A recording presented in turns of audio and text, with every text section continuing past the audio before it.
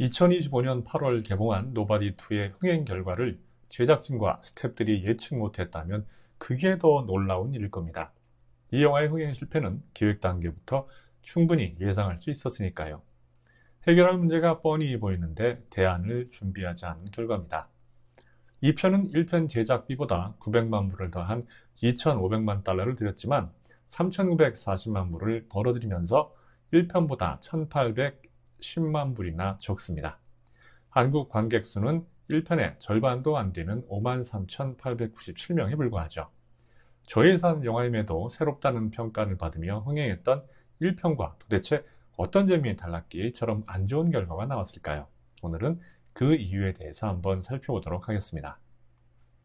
1편의 가장 큰 성공 요인은 의외의 캐스팅과 평범한 주인공의 활약입니다. 액션 영화 주인공으로는 전혀 어울리지 않는 밥 오덴커크로서 존 윅 못지않은 작품을 기획한 게 첫 번째 킬링 포인트였고요. 주변에서 흔히 볼 수 있는 중년의 미국 아저씨가 우연히 러시아 마피아들과 엮이면서 숨기고 있던 과거의 실력을 발휘해서 악당들을 일망타진한다는 기발한 전개도 인상적이었습니다. 노바디가 별 볼 일 없는 사람이란 뜻과 과거 허치의 암호명을 상징한다는 중의적인 의미도 꽤나 흥미롭습니다. 평범한 일상과 폭력의 간극을 유머로 봉합하는 톤 조절과 소시민 가장의 분노가 액션으로 시원하게 폭발하는 가운데 B급 감성을 제대로 발휘한 통쾌한 만족감을 줄 수 있었죠.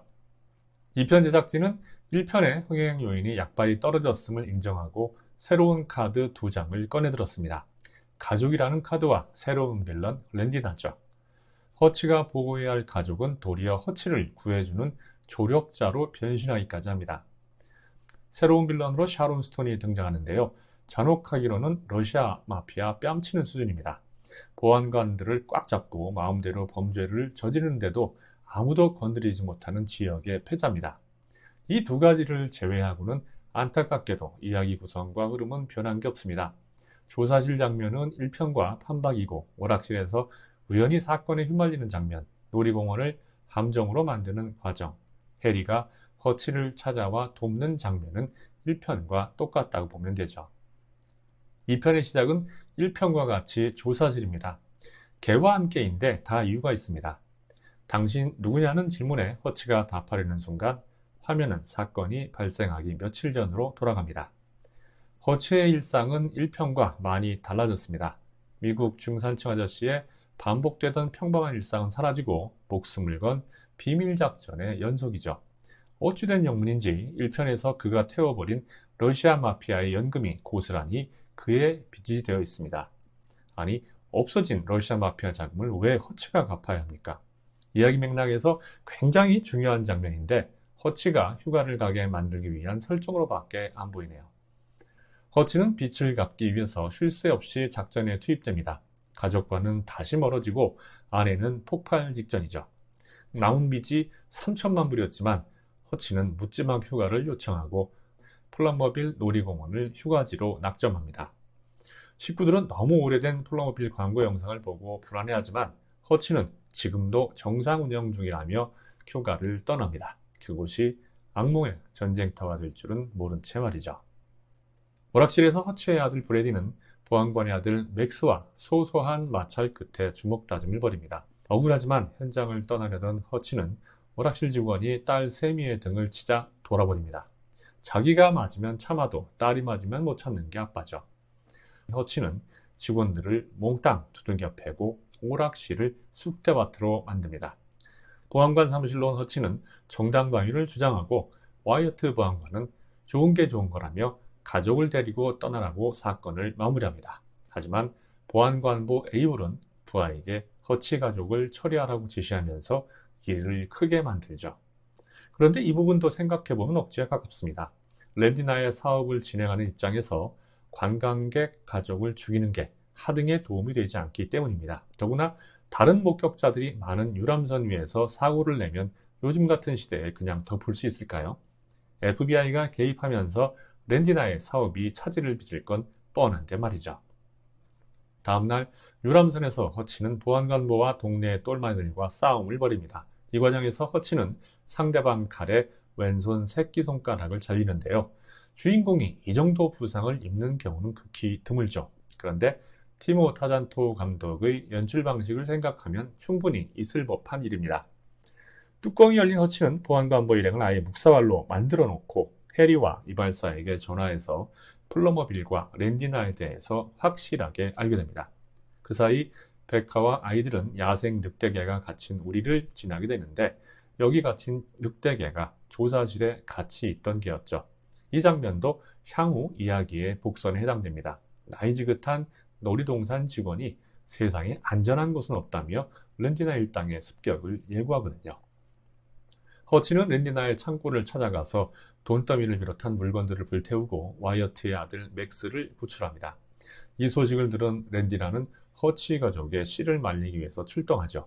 허치는 가족들을 먼저 대피시킨 후에 놀이공원에서 랜디나 일당을 맞을 준비를 합니다. 랜디나의 부하 카투시는 허치 가족이 머물던 오두막으로 향하던 중에 허치의 형제 해리를 만납니다. 카투시는 마체테를 들고 해리와 대결을 펼치지만 마체테가 부러지는 바람에 머리가 양단되면서 사망합니다. 허치와 와이어트, 허치의 아버지는 부비트랩과 폭탄을 이용해서 랜디나 일당들을 하나씩 제거합니다. 와이어트와 허치 아버지가 부상으로 쓰러지고 경이 빠진 허치를 랜디나가 죽이려는 찰나 베카가 마취총을 들고 나타나서 1대1 대결을 벌인 끝에 남편을 구합니다. 이야기를 분석해보면 이 영화의 핵심은 가족의 가치입니다.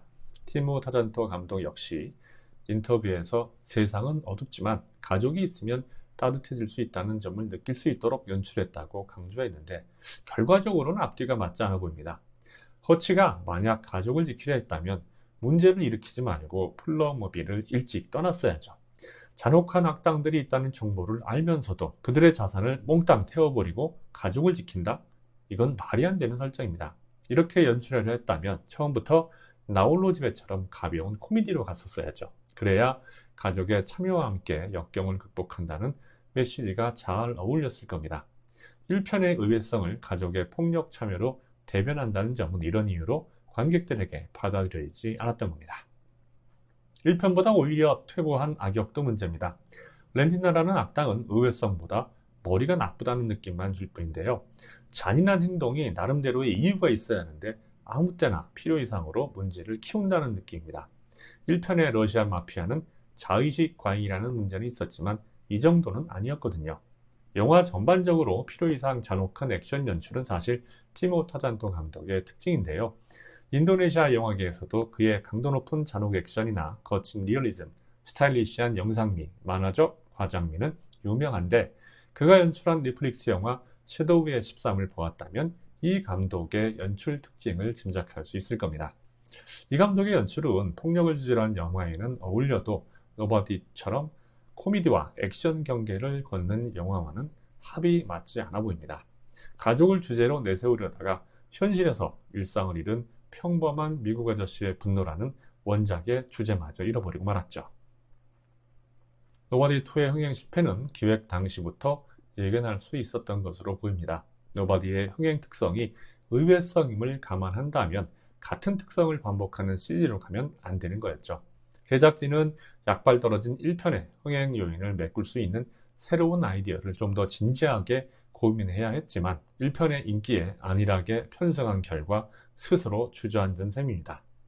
2편이 망해서 3편은 안 나올 가능성이 높기는 한데 혹시라도 시도한다면 허치의 비밀 요원 시대를 배경으로 한 프리퀄이나 아니면 무대를 해외로 옮기는 등 새로운 아이디어가 없는 이상 똑같은 결과가 나올 거라고 봅니다. 노바디2의 평점은 5.4점입니다.